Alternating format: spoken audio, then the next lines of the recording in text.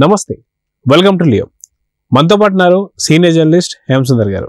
Sir నమస్తే. నమస్తే అండి. మొత్తానికి RRR డ్రీమ్ ఇప్పటికి మొత్తానికి సినిమా అయిపోయింది. సినిమాకి సంబంధించి భారీగా వసూళ్ళు అయితే జరిగాయి. ఇదంతా అయిపోయిన తర్వాత ఒక లైవ్ కాన్సర్ట్ కి యుఎస్ వెళ్ళడం, అక్కడ మొత్తం పూర్తిగా RRR టీం మొత్తం కూడా అక్కడ పార్టిసిపేట్ చేస్తూ వస్తుంది.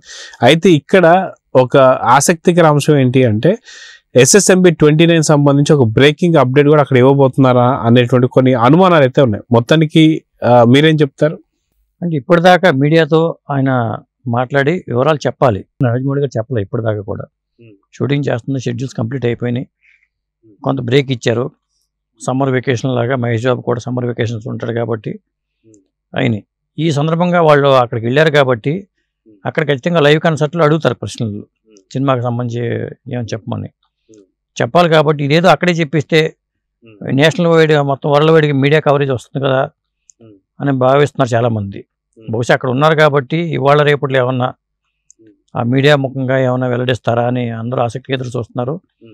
ఎందుకంటే ఎవరు దానికి ఆ సినిమాకి సంబంధించి ఏం చెప్పట్లే వాళ్ళు. సినిమా మనం ఊహించుకోవడమే 2027 రిలీజ్ అవుద్దని. తర్వాత ఎవరెవరు ఆర్టిస్టులు ఏంటి, యాడ్ అవుతారా లేదా, కథాంశం ఏంటి, ఎలాంటి కథ, వివరాల కోసం కూడా జనాలు చూస్తున్నారు. సాధారణంగా రాజమౌళి గారు సంప్రదాయబద్ధంగా ఏం చేస్తారంటే సినిమా షూటింగ్కి వెళ్ళే ముందే ఎప్పుడు రిలీజ్ చేస్తాం ఒక డేట్ అనౌన్స్ చేయడం కానీ ఇవన్నీ చేస్తారు. కథ కూడా ముందు చెప్పేస్తుంటారు లైన్ ఇది ఏం టెన్షన్ లేకుండా ఎప్పుడూ చేస్తాం కాబట్టి అని చెప్పి ముందు లైన్ చెప్పేస్తారు. అలాంటిది ఏమీ లేకుండా షూటింగ్ చేస్తున్నారు కాబట్టి, లండన్ వెళ్ళారు కాబట్టి అక్కడ చెప్పే అవకాశం ఉందని అందరూ భావిస్తున్నారు.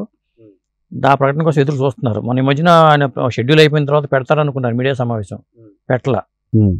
అయితే మనం చూసుకుంటే రాజమౌళి గారి సినిమా దాదాపు 2 ఏళ్ళు 3 ఏళ్ళు ఇలా పట్టే అవకాశం ఉంది. దాదాపు ఒకసారి 4 ఏళ్ళు పట్టొచ్చు. కానీ ఈ సినిమా మాత్రం అత్యంత త్వరగా పూర్తి చేయబోతున్నారు. అదే మహేష్ బాబు గారు అంతా ఫాస్ట్గానే ఆయన సపోర్ట్ చేస్తున్నారని చెప్పి కొంత వార్తలు వస్తాయి. అయితే 2026 సమ్మర్కి రిలీజ్ కాబోవచ్చు అని చెప్పేసి అంటున్నారు. దాంట్లో ఎంతవరకు నిజం ఉందని చెప్పి అనుకోవచ్చు? అవకాశం లేదండి. ఎందుకంటే నాకు తెలిసి సినిమా షూటింగ్ పార్ట్ ఏదో షెడ్యూల్స్ అయినాయి అంటున్నారు కానీ ఏదో కొద్దిగా నామినల్గా అయినాయి. మేజర్ షెడ్యూల్ అయితే కానీ ఇది కొంతవరకు చెప్పలేము. కానీ నాకు తెలిసి 2027లో రిలీజ్ అవడానికి ఛాన్సెస్ ఉంటాయి. 2027లో మరి సంక్రాంతికి రిలీజ్ అవుద్దా లేకపోతే మళ్ళీ దసరా అనుకుంటారో తెలియదు. అది ఆ తర్వాత ఏది సినిమా అయినా సరే. ఇప్పుడు దాకా మళ్ళీ నెక్స్ట్ మహేష్ బాబు తర్వాత ఎవరితో చేయబోతున్నారు రాజమౌళి గారు అనేది కొత్త మళ్ళీ ఒకటి వైరల్ అవుతుంది. ఎందుకంటే ముందే డేట్స్ ఫిక్స్ చేసుకోవాలి కాబట్టి, డేట్స్ లాక్ చేసుకోవాలి కాబట్టి నెక్స్ట్ హీరో ఎవరు అని ఉన్నప్పుడు కూడా రకరకాల కథనాలు వస్తున్నాయి. జూనియర్ ఎన్టీఆర్ పేరు చెప్తున్నారు, ప్రభాస్ పేరు చెప్తున్నారు, ప్రభాస్తో మళ్ళీ ఉండొచ్చు అని చెప్తున్నారు. ఆయన హీరోలు ఉన్నారు కాబట్టి ఆ రెగ్యులర్ ప్యాటర్న్ హీరోల పేర్లు చెప్తున్నారు. లేదా అల్లు అర్జున్తో చేయాలనుకుంటున్నారు కాబట్టి అల్లు అర్జున్తో ఉండొచ్చు ఈసారి అంటున్నారు. ఇలా రకరకాల ఊహాగానాలు అయితే జరుగుతున్నాయి. అయితే సాధారణ మనం చూసుకుంటే రాజమౌళి గారికి సంబంధించి డ్రీమ్ ప్రాజెక్ట్ అనేటువంటి ఒక మహాభారతం. దీంట్లో ఇప్పటికే చాలా మంది అంటే మొన్న మధ్య ఏదైతే హిట్ 3కి వచ్చినటువంటి ఒక రాజమౌళి గారిని కూడా మహాభారతంలో నాని గారు ఉండబోతున్నారా అంటే ఉంటారు కానీ ఏ క్యారెక్టర్ అనేది చెప్పలేను అని చెప్పేసి అన్నారు. సో ఖచ్చితంగా మహాభారతం స్టార్ట్ చేసే అవకాశాలు ఉన్నాయా? అప్పుడు అందరినీ ప్రభాస్తో పాటు రామ్ చరణ్తో పాటు ప్రతి ఒక్కరిని కూడా ఉపయోగించుకునే అవకాశాలు ఉన్నాయి అంటున్నారు. మీరేమంటారు? మహాభారత్ నేను అనుకోవడం ఇప్పుడు చేసే అవకాశం లేదనుకుంటున్నా.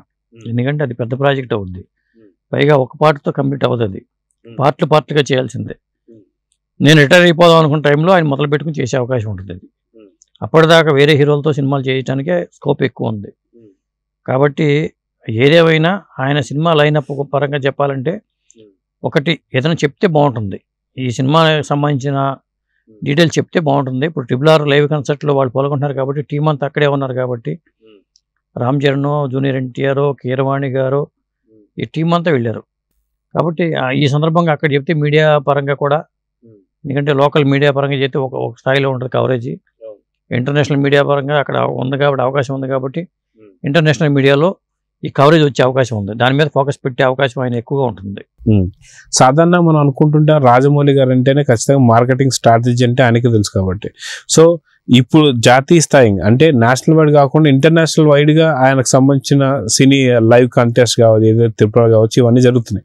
సో ఖచ్చితంగా ఇలాంటి టైంలో ఆయన మహేష్ బాబు సినిమా గురించి లేదా టైటిల్ గురించి ఏదైనా అనౌన్స్మెంట్ చేస్తే ఓవరాల్ హోల్ వరల్డ్లో మార్కెటింగ్ జరిగే అవకాశం ఉంటుంది అని చెప్పి కూడా అని భావిస్తున్నారంటే ఏమంటారు? అవకాశం అయితే ఉంది.